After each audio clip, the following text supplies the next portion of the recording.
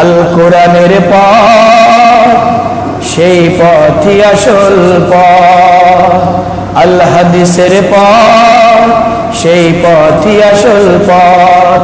অন্য পথে অন্য মতে নেই যে রহমত, অন্য পথে অন্য মতে নেই যে রহমত। প্রিয় আল্লাহর বান্দারা, আমরা মুসলমান হয়েছি, মুসলিম জাতি আমরা। ইন্নাদ-দীনা ইনদাল্লাহিল ইসলাম, ইসলাম একমাত্র শুধুমাত্র জীবন ব্যবস্থা, তাও পূর্ণাঙ্গ জীবন ব্যবস্থা। বলেন সুবহানাল্লাহ।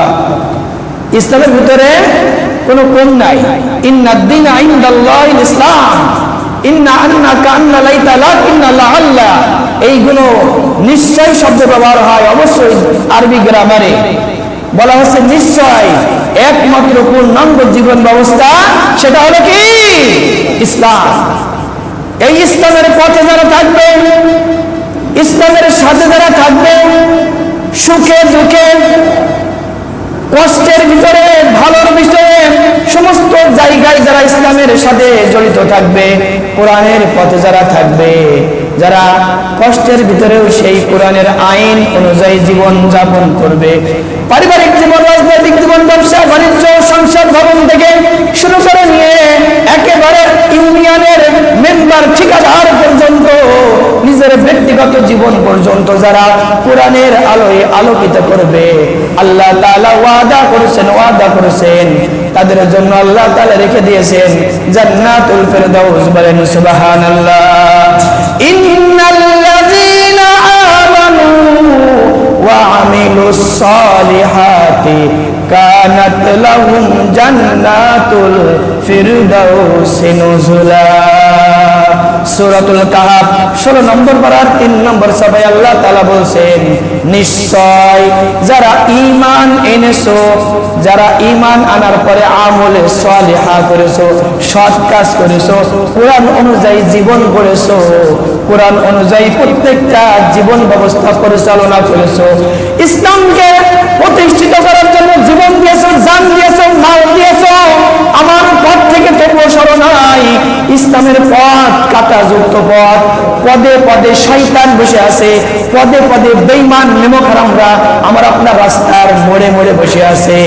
এই শয়তান নেমখারামদের সরিয়ে সরিয়ে আঘাত, জেল, জুলুম, কাটা বিছানো রাস্তা যারা সরিয়ে সরিয়ে যারা ইসলামকে বাস্তবায়ন করার জন্য যারা তাদের কষ্টের পথ বেছে নিয়েছে, আল্লাহ তাআলা তাদের জন্য রেখেছেন জান্নাতুল ফেরদাউস। বলেন সুবহানাল্লাহ।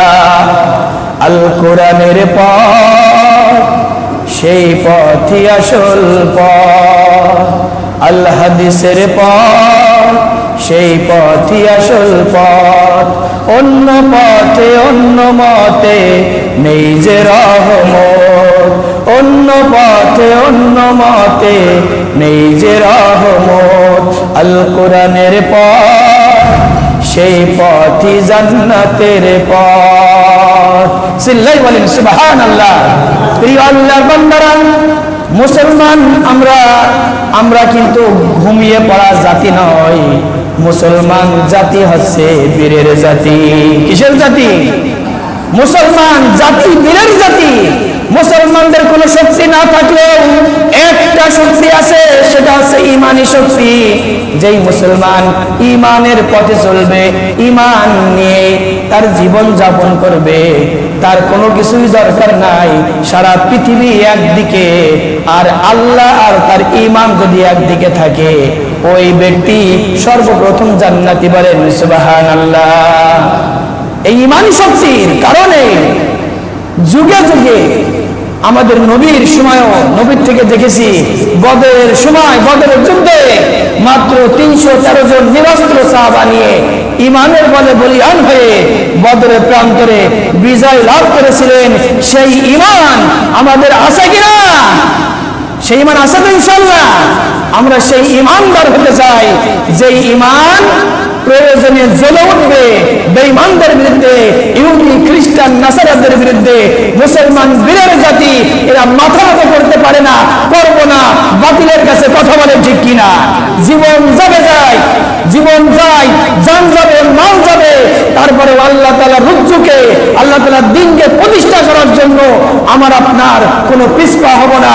ঈমানের বলে বলিয়ান হয়ে আমরা আল্লাহ দ্বীনের জন্য জীবন বিলিয়ে দেব। বলেন সুবহানাল্লাহ।